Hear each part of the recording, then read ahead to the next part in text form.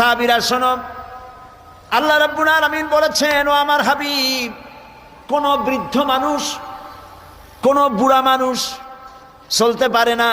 এই লোকটি যখন আমার দরবারে হাত তুলে যখন কান্দে আর বলে, আল্লাহ, আগের মতো রোজগার করতে পারি না বলে সংসারে আমার কোনো দাম নাই, আমি আগের মতো চোখে দেখি না, আগের মতো কানে শুনি না, আগের মতো দাঁড়াইতে পারি না, হাঁটতে পারি না, কোনো জায়গায় মূল্য নাই, দাম নাই, আর তোমার কাছে যে আমি চাইবো সাহসও পাই না, কারণ বিগত জীবনটা নাফরমানি করে কাটাইছি।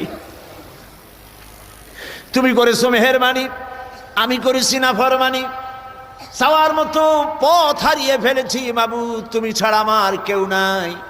আল্লাহ বলেন, ও আমার নবী, আমার বৃদ্ধ বান্দা যখন এভাবে কাতরাতে থাকে, আমার তখন শরম হয় এই বুড়া বান্দাটারে কেমনে খালি হাতে ফিরায়।